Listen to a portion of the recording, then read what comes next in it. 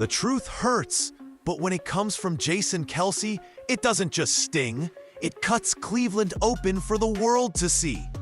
The Cleveland Browns thought their biggest problem heading into this season was deciding which quarterback could simply throw the ball straight. Joe Flacco was penciled in as the steady veteran, Dillon Gabriel hyped as the developmental pick, and Shedeur Sanders buried on the depth chart like a spare part in storage. It was supposed to be standard, boring quarterback politics. But then Jason Kelce, freshly retired, beer in hand, zero filter on his mind, casually dropped a truth bomb that sent the Browns' entire building into meltdown mode. And the fallout? Absolutely brutal. Kelce didn't go on some wild rant. He didn't scream into a headset like a shock jock. He just looked at Cleveland's quarterback situation and explained what players in the locker room already whisper. The Browns are protecting some guys, hiding others, and setting themselves up for a disaster everyone else can already see coming. He even went as far as saying Sanders never even had the opportunity to be bad, because the system around him was built to fail from the start. That's not just commentary. That's a respected Super Bowl champion holding up a giant mirror. And Browns ownership hated what they saw. Reports say Jimmy Haslam, the billionaire owner, was fuming, pacing the office, ranting about loyalty, Googling ways to shut down a narrative he simply can't control. Because when Kelsey speaks, people listen. And this time, fans weren't protesting his words. They were nodding. They were laughing. They were sharing memes that only made the truth louder. And once the truth leaves Jason Kelce's mouth, there's no putting it back. Jason Kelce didn't have to dig far to expose the Browns' quarterback mess. All he had to do was point to the obvious: who gets protection and who doesn't. Joe Flacco walks onto the field and instantly gets the royal treatment. Full first-team reps, stacked protection, a game plan designed to make him look steady and safe. Dillon Gabriel follows, and while he's still figuring things out at this level, he's wrapped in bubble wrap, too. First-teamers, second-teamers, extra blockers, just enough to give him the cushion needed to stay afloat. And then there's Shedeur Sanders. The rookie wasn't just thrown into the fire. It looks like the Browns were shoving him into it with no gloves. Max pressure, bottom-of-the-barrel line help, and no consistency in play calling. As Kelsey bluntly put it, Shedeur didn't even get the chance to be trash. Think about that. Even if you don't believe in Sanders, even if you think he's just hype, how can you judge a quarterback fairly when his only reps are lined up behind an offensive line made of guys who wouldn't make most practice squads? The whole setup screamed rigged, and fans noticed immediately. At water coolers, in comment sections, in group chats, they pointed out that Flacco and Gabriel were being insulated from mistakes, while Sanders was being fed to the wolves. It explains why practice clips look uneven, why reports are inconsistent, and why fans feel like the coaching staff already wrote the script before training camp began. To Kelsey, it looked obvious. To fans, it looked frustrating. And to Browns ownership, it looked like the start of a PR wildfire. If Jason Kelce's critique stung, it's because it fit perfectly into a wound Cleveland has been reopening for decades. This isn't just about one practice, one depth chart, or even one rookie quarterback. It's about a franchise that keeps finding new ways to trip on its own shoes, and somehow still insists it's on the right track. Think about it. This is the same team that once convinced itself Johnny Manziel was the next Joe Montana. The same team that gave Hugh Jackson a second year after a 1-15 season. The same team that mortgaged the future, cap space, draft picks, credibility on Deshaun Watson, handing out a fully guaranteed $230 million contract to a quarterback who immediately got hurt and looked rusty the handful of times he did play. Every move feels like a masterclass in over-promising and under-delivering. Fans love to joke that if there were a trophy for most creative ways to lose, The Browns could open a museum. One week it's a missed kick, the next week it's quarterback roulette, and now it's burying their most intriguing rookie under a scripted depth chart he was never meant to climb. Jason Kelce didn't reveal anything Browns fans don't already know. That's what makes it so infuriating for ownership. From the outside looking in, Cleveland might look stable on paper. A top 5 defense, a playoff appearance, a coach praised nationally. But Browns fans know stability here lasts about as long as a paper umbrella in a thunderstorm. That's the pattern. Success looks close, then slips through their fingers. And with Sanders, Gabriel, and Flacco each representing different bets on the future, it's starting to feel like Cleveland set the table for another collapse. And Kelsey, this wasn't some burner account firing off takes from mom's basement. This was Jason Kelce, Super Bowl champ, future Hall of Famer, one of the most respected voices in the game, casually calling out the Browns like he's breaking bad news to a friend, and doing it with surgical precision. Normally, when someone criticizes Cleveland, ownership shrugs it off. They've heard it all. National hosts dunk on the franchise almost weekly. But Kelsey? That's different. He's not a shock jock. He's not chasing clout. He doesn't need to. When Jason Kelce speaks, players listen. Media respects him. Coaches respect him.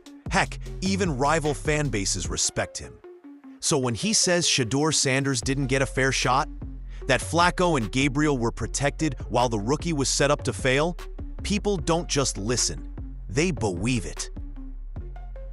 That's why his words hit like a brick to the Browns front office. Suddenly, the narrative wasn't just driven by fans on Twitter or a few highlight-hungry YouTubers. It was validated by a guy who's been in the trenches, blocked for Hall of Famers, and knows exactly what dysfunction looks like from the locker room up. And the worst part for Cleveland? He didn't even say it loud. No shouting, no table slamming. Just a calm, seasoned voice stating what's already been whispered in the building. This franchise is playing a dangerous game with perception. Because once someone like Jason Kelce says it out loud, you can't pretend it's not real anymore. And that's the moment ownership starts panicking.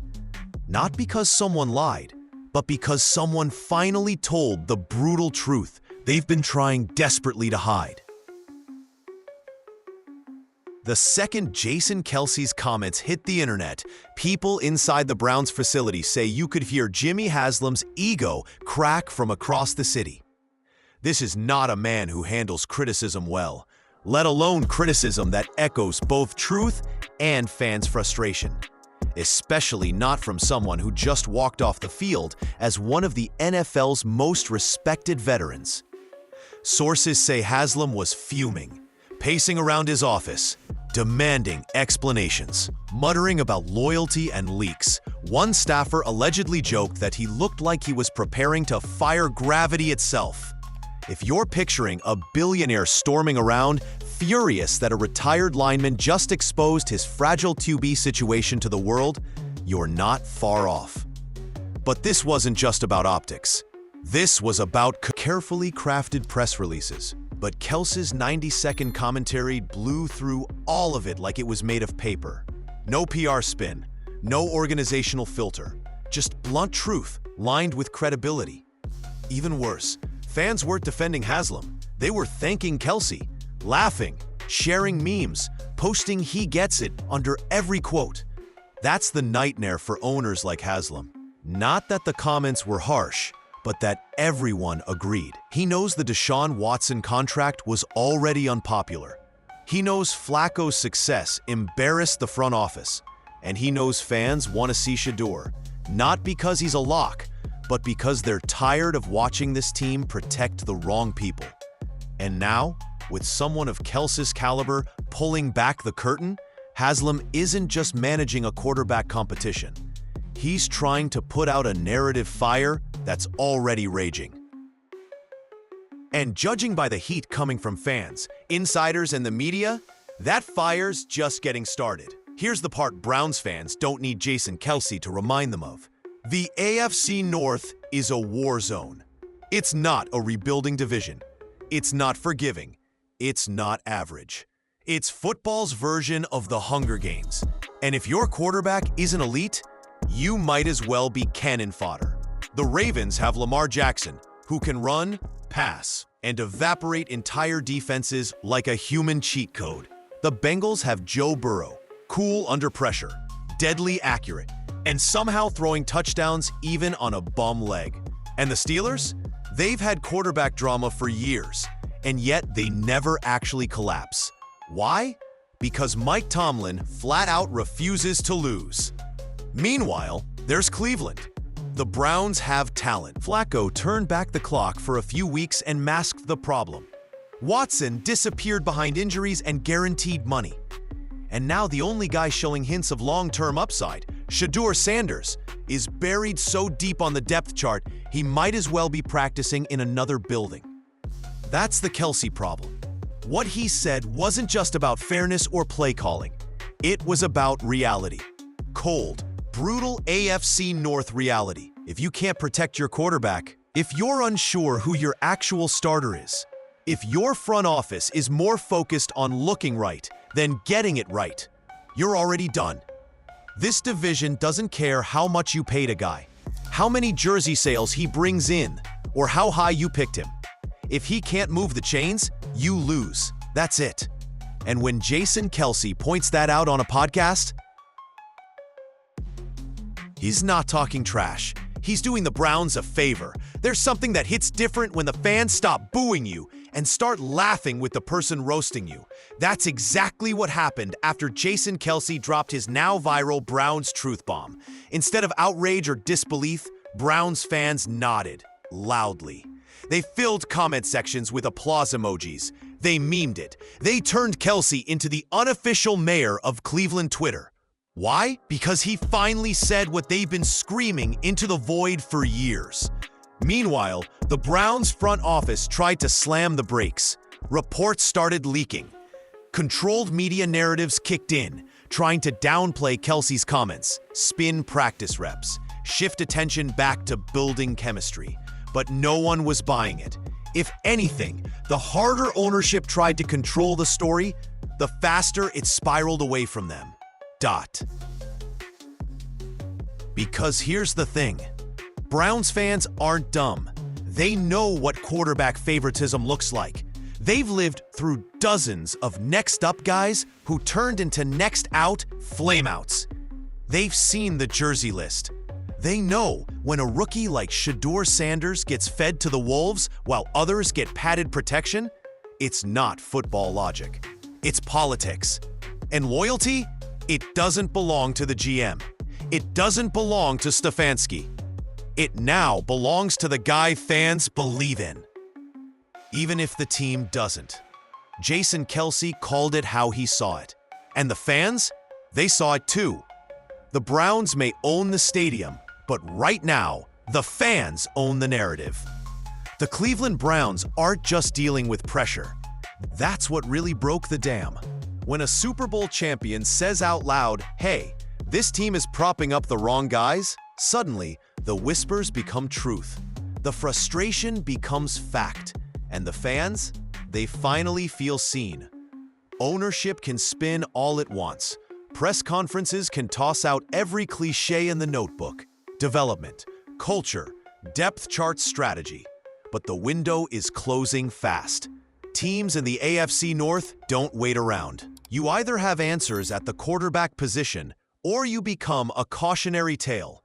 Cleveland keeps talking about progress, but progress isn't burying a talented rookie while force-feeding snaps to fading veterans and protected draft investments. Progress is seeing clearly and acting before it's too late. Shedeur Sanders may not be the guaranteed answer, but like Kelsey said, and in a division this brutal, where one bad decision can bury your season by Halloween, the Browns don't have time for egos, narratives, or internal politics. They have to get it right, or get out of the way. Because when the fans are laughing, when the media isn't distracted anymore, and when veterans like Jason Kelce are calling your dysfunction by name, you're not in control of the story anymore. You're living in the fallout.